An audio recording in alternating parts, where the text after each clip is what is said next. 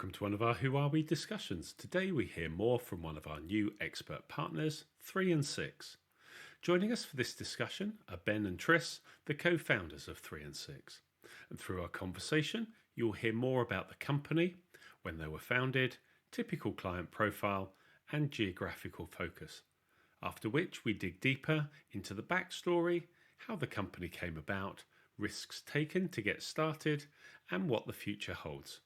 Really hope you enjoy the conversation. Roll the intro.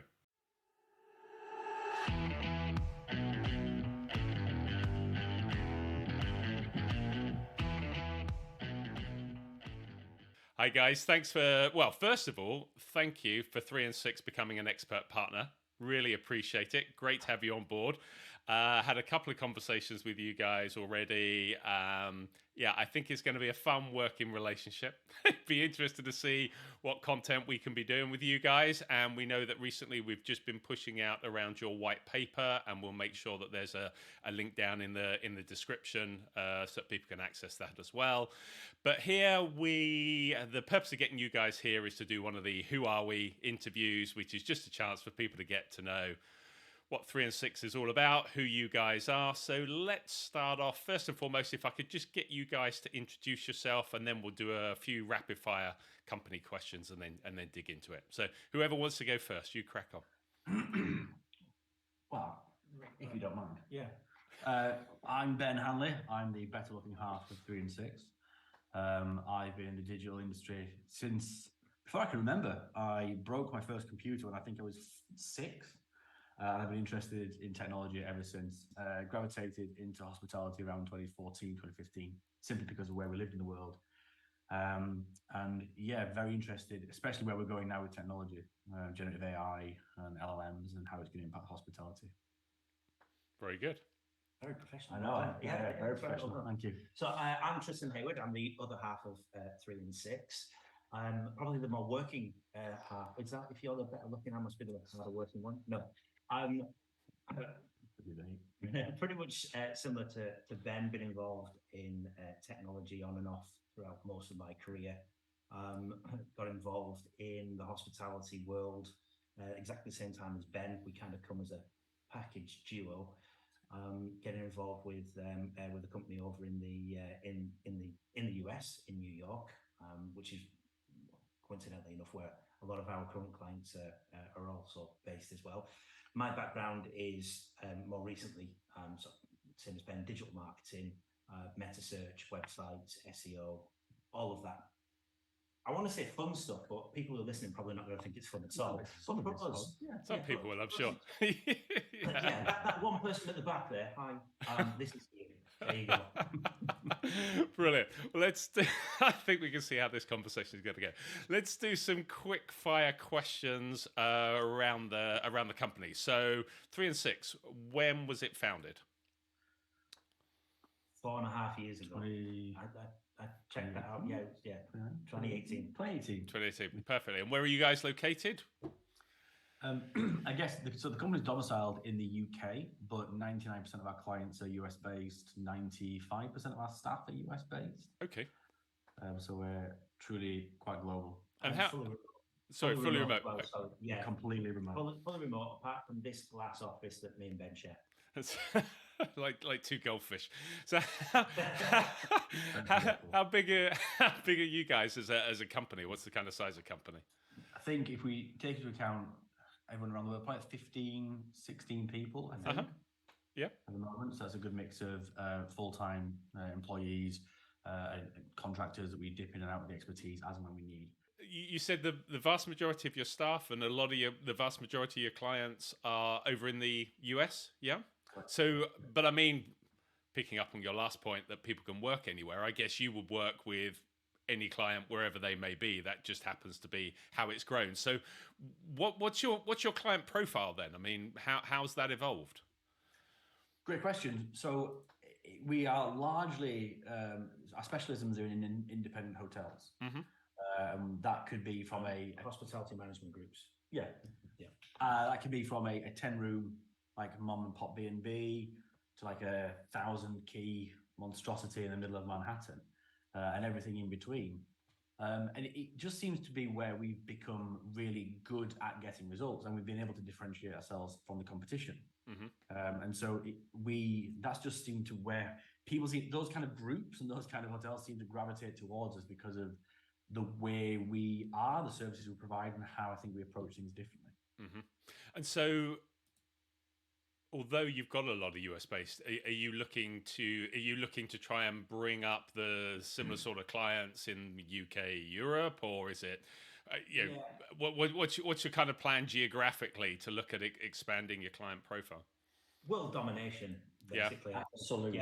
100% world domination. Good. So, aside from world domination, then, which obviously is an aim, but I mean, is there a more strategic focus?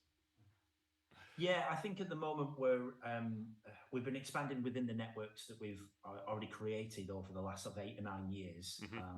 We managed to build up a reputation in the US. I don't know whether it's good or bad, but we have built up a reputation over in the US. And more recently, with some of the software products that we've been putting together, we've been pushing into Europe. Obviously, starting in the UK, that makes more sense because this is where we're based. But we do have a multilingual team, so moving into probably Germany and Spain will be the next ones after that. Very good. So, in your intros, you explained a bit about kind of your interest in technology. You've been involved in meta search, digital space. What actually does 3 and 6 do? What is your service offering? Sheesh. It's probably easy to what don't we do? Yeah, I've never built a hotel physically with my hands yet. Never say never. I think it's a good mix of traditional and then very cutting edge services. For example, our catalog is paid search management, so performance marketing, program channels, meta search, the organic stuff, search engine optimization, and organic social media, website design development, content, branding, strategy. We're starting a lot of those services, and they've been taken up this year. But it's also the non-traditional stuff that comes with that as well. For example, yourself and your readers and listeners will know there's been an explosion in generative AI over the last few months. It's very vogue. Everyone's very excited. Everyone's putting out thought pieces to sound really clever on blogs, like, oh, I think it's going to take X, Y, Z jobs. But very few people have actually developed something or have started to use that in a way that's going to have an actual real world impact. Whereas we've developed a couple of tools that are doing that now, that are making the change, like saving people genuine time. So I think what you get with us is, I hate the word traditional, but I mean the more familiar agency services and approach. But you also get these crazy emails at 3 o'clock in the morning going, hey, I've got a great idea. How about we do this to your hotel or to your marketing programs? And sometimes, the majority of the time, it works. Sometimes we have to shelve an idea quickly because we realize, the world's just not ready for that yet. But those kind of things, in our previous work we've done with companies, we've got Google case studies. They've written case studies on some of the technologies that we put out. We don't have boards of directors and shareholders that I have to get approval for. I literally just text Tristan in the morning, like, what do you think about? We should definitely do that 100%. Let's find a hotel brave enough to try this, and we'll just see if this works. And again, the majority of the time, it does, because people aren't thinking like this. People are still stuck in the, we'll spend some money on Google Ads, we'll dip our toe in meta search. There's a 1-page report. We'll talk about what happened 8 weeks ago, and then there's your invoice. Hope to see you again in 6 weeks' time. And we're trying really hard to break that mold. And I think we're doing a good job. And interesting when you talk about all the articles about the AI and ChatGPT, which are probably written on ChatGPT and then pushed out as someone writing a blog. But you guys, as you say, you're using it and developing solutions, as you've mentioned there, that are actually providing valuable impact now. Can you talk to some of those things in broad terms, because we want to come back to you at another point and go into more detail, but just broad headlines. What's the stuff you're doing? Yeah, I can give you 2 tools that we've put together in the last few weeks. So we started work on these, I want to say just the end of January, or we've been fine-tuning and modeling these. And they're 2 tools which are just fantastic in their simplicity. So the first tool we have is something called rate writer. So what you find sometimes in revenue management is that the revenue managers are fantastic with numbers and demand and graphs and data, and they can pull out the intricacies of market and they can use that to inform pricing. But when it comes to writing a description for a booking engine or a landing page, it's not something they traditionally excel at. Yeah. So what we took was that problem, created a solution using GPT-4, gave it a lot of guide rails, a load of data, and now there's a free tool we've released to it doesn't matter if you're a customer with us or not. You basically put in a bit of information about your hotel, what the rate involves, is it free check-in, early check-in, early check-out, free drink, upgrade, and it gives you verbiage and copy for you to use in booking engines, landing pages, website copy that is related to, you don't even have to think. You can edit it by style, you can edit it by word length, character count, so it can fit into character limits and booking engines. And it's free. Everyone can just go use that. And it saves everyone so much time. Pretty and smart. It's the difference between talking about AI, or isn't it going to be amazing sometime in the future when robots rule the world, to actually saying, well, I can save you, I can save you half an hour every time you have to do this. Yeah. We were aiming to solve not writer's block, but rater's block, where you just sit there and you can't think how to. There's only so many ways you can say save 10% and get an early checkout. Yeah. And this sort of helps you, even if it's just a framework for that. Probably within the next 2 or 3 weeks, it's going to expand on that and give you suggestions for rate plan titles. Okay. I am sick to death of seeing spring into summer savings and fall into winter savings. That is my absolute bugbear. So they're so good, aren't they? I mean, come on. Oh, yeah. The first time you see it, you think, what a great pun. The 15th time you see it, and you think, that is a revenue manager who does not have time to think of it. They've just copied the one they did last year. Exactly. And what this does is it helps. To say the best bit of it as well is that's the title, and then the description underneath is the exact same copy as the title. Yeah. So it just says the same thing twice. Yeah, and that's one of the things that we think these kind of generative tools. Then it's not meant to spoon feed revenue managers. It's not meant to. It's not meant to do the job for them. It can do. But if they want to use this as a framework on a basis on which to build on, that's the best thing. That's the first thing. That's one of the first generative tools. The second tool we built forms, it's on the back of some great research at Tristan, I think in 2019. And the research, which is brilliant, I don't think has been repeated since, it basically overlaid TripAdvisor reviews, your TripAdvisor review scores, with your revenue generated that day. And when the front page of your TripAdvisor reviews, obviously because you have to scroll through pages to see the rest of them, when the front page of your TripAdvisor reviews was high, your revenue went up. When it was down, your revenue went down. And it was literally, you could overlay the two graphs, and it was really spooky. But what we found was when a negative review was replied to, it mitigated the impact it had on the decrease in revenue. We thought it was really important. Yeah. So we started banging the drum and yelling and making a lot of noise about, hey, you should all respond to reviews. But it turns out review responder isn't a title within a hotel. So it seems to fall to whoever drew the short straw that week. Yeah, either the GM of a really overstretched property or the intern who's like, thank you for coming. Yeah. So we developed a platform called Henry. In a nutshell, what Henry does at the moment is it will take all of your TripAdvisor reviews. It will, within guide frames that you define, it will respond to those TripAdvisor reviews for you, picking out the pertinent positive and negative points. It will write a response for you that you can then click, copy, paste directly into TripAdvisor. The trials we've had at the moment, it's incredible. The feedback we've got has been incredible. It saves hours. People have said to us, look, I get in the morning, I put my coffee on, and I sit there and I just write review response. Thank you for this. Sorry, the temperature was too low. Thank you. We look forward to seeing you again. And it's monotonous. Yeah. And what they said was coming in, and when they've started to use Henry, it's over in 5 minutes because they can just review it, copy it, paste it, review, copy, paste. There's a lot of people saying about AI and, copyright saying, it's going to impact jobs and things like that. We're trying to develop tools that will help people who won't ever use a copywriter to write that. Yeah, You're not going to employ a copywriter to write your review about your hotel. You're not going to employ a copywriter to write the rate plan for your website or for other marketing material.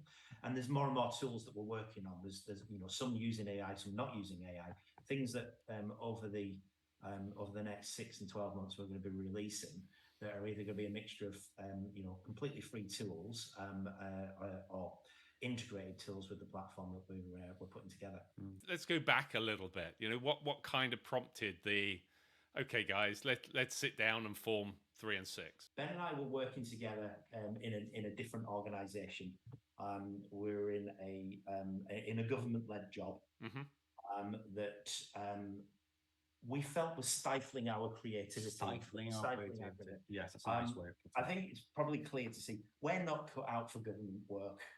We're very good at it.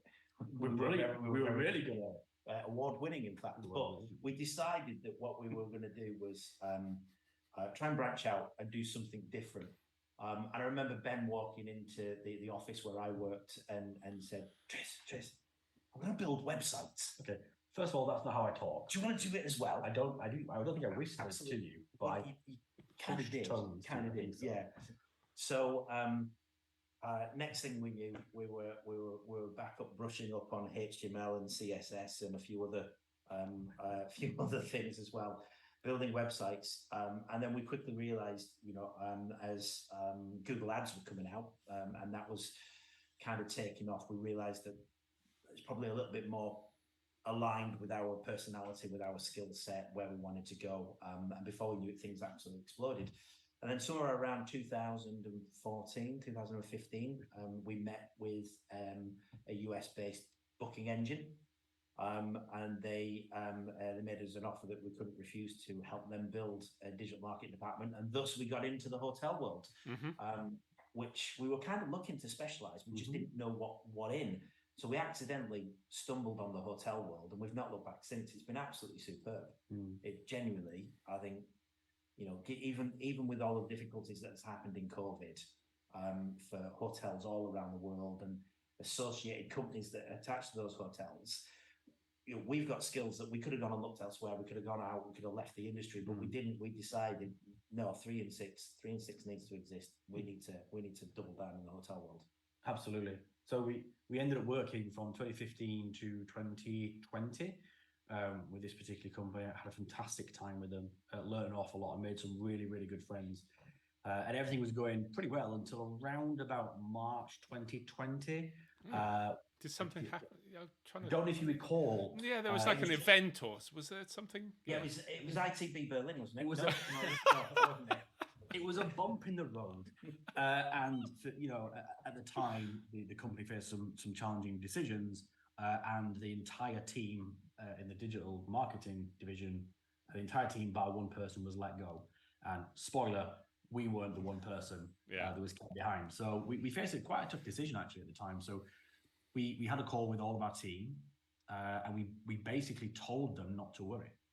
And we started, we brought them all onto the company. We brought them all on. We invested personal money heavily into the company and said, we believe in our skill sets. We believe in your skill sets. We believe in the differentiation of the product we bring to market. And we took everyone on. And the agency has just grown and grown and grown and grown since. That's what I wanted to touch on. What is it? I mean, as you said, you've got the traditional side of your business that everyone can relate to, and probably lots of hotels, management companies are using those digital marketing traditional services. Plus, then you've got these new areas that you're also developing. But I think it will come across to anybody watching or listening to that. There's some strong personalities and characters. But what is it, do you think, that draws hoteliers to you guys? What is it that made them turn around and say, okay, fine, you're not with X, you're doing your own thing. We want to stick with you. We want to be part of you. We want to be on the journey. We back you as well. That's a good question. Let me answer the first point, and I know you'll have two on this. The first point is the way we structure the team. And it's the way we built the team at the previous agency, and it's the way we built it at 3 and 6. So traditionally, a digital marketing agency, you'll have a client, then you have an account manager, and then you have the person who actually does the button pushing and the lever pulling. All of these other clients as well. Yeah. And these two people have usually different skill sets. You have an account manager who's personable and knows how to report and speak to a client. Then this account manager knows how to speak to the doer, and the doer knows how to do, but doesn't always know how to translate that into layman's terms. Or doesn't get the opportunity to. Often doesn't get it. That's right. We don't have account managers, and that's the big difference between us and the majority of our competition. The people we have hired, we're lucky to work with, we genuinely are, they are the account practitioners. On the calls, on the monthly calls, you are speaking to the person doing the work, so they can speak to why changes have been made. You don't have this game of telephone, it's called in the US, where somebody asks somebody a question, they go off and find the answer, and by the time they come back, the answer's changed the day. We are responding on the monthly calls to the people, to the clients with the questions they have. And that we've genuinely won contract after contract from much bigger and much more established agencies because they know they're getting to speak to the people who are doing the work. That's one key differentiator. Interesting. I think another big part to it is that comes down to our company mantra, which is digital without dishonesty. So I'll try not to get my soapbox out now, but it's very, I can see it. You're sitting on it, so it's ready. I am sitting on it. No, one of the problems that we found coming from a non-hospitality world way back when, and coming into the hotel industry, is that we realized that the way that it operated was fundamentally different. And it seemed to be shaped by a lot of the bigger agencies that were around, and many of them are not here anymore. They've been merged or amalgamated and various other things. But what we found is that because they were taking budget as well as management fee, their own fees for it, it meant that they were able to control and get a little bit fluid with what was really budget and what was really management fee. I'm not casting any aspersions. No. Cast away. I'm throwing stones here, aren't I? But we've seen direct evidence of it.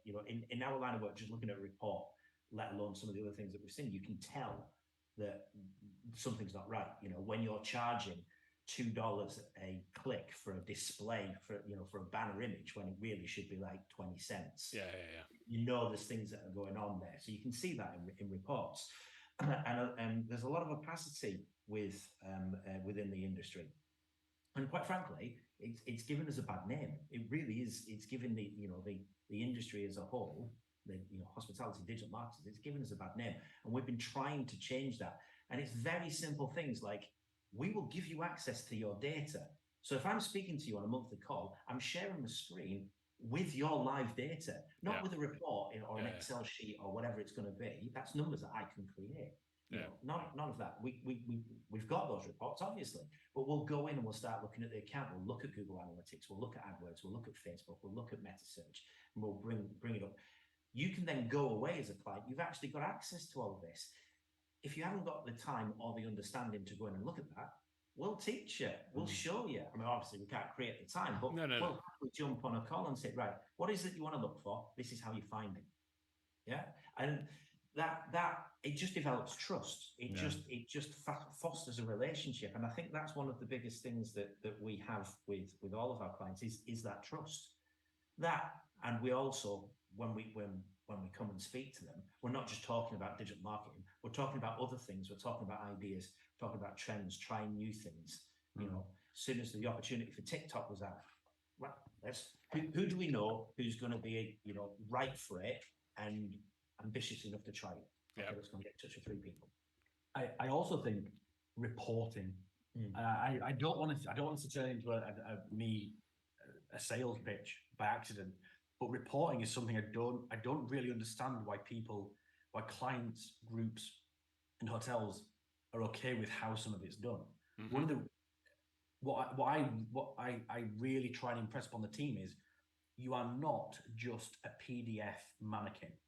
You're not just a little marionette who can just read off a report. So here's what we do. For January's performance, we aim to have a meeting the first week of February. If you don't have a meeting the first week of February, it gets pushed to the middle, towards the end. And what you find yourself doing is talking about things that happened 7 weeks ago. Yeah. And it's pointless. The ship has sailed. It's already moved, yeah, the January lull is over in some of the metropolises, and we're starting to look towards what we're going to plan is for spring. And I also impress upon the team, it should be 80-20. We spend 20% of the time talking about what's happened. We can't change that. We can learn lessons, but we can't change that. You take the knowledge and you apply it to what we're doing. The 80% of the course will be, what are we going to do? How can we react to these month-over-month, year-over-year trends?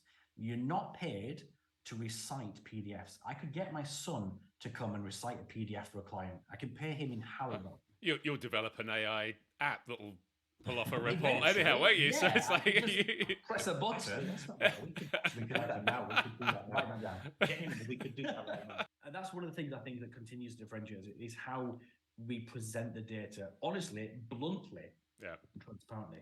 Is even in the contracts we sign with our clients, we literally write, this is your data, this is your account.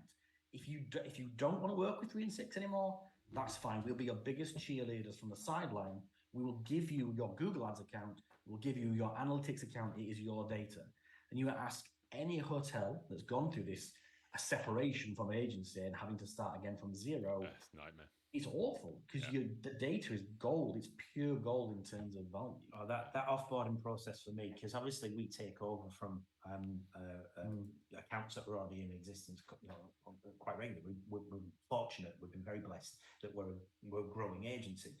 So we're taking over that, and we can see that offboarding process and our onboarding process, and it's a nightmare. So we've said whenever that comes, whenever the situation comes that people need to offboard from us, like the property's been sold or it changes hospitality management group hands, which happens, then we'll make sure that process is a positive experience. It's got to be the best experience for the people involved. Some of the people involved didn't make that decision. Yeah, exactly. They weren't involved. They're just victims. And so I mean, yes, obviously, we're sad to see a potential client leave, but you never know what happens around the corner. And the amount of times that we've actually had clients that have leave and then come back again because they said, how have you managed to get those results? Because we've gone back to our incumbent agency, they're not getting the same results. Yeah. We're having a problem with the property. Can you come back and help? Sure, no problem. I can't believe we've been talking for nearly half an hour. Time has flown by.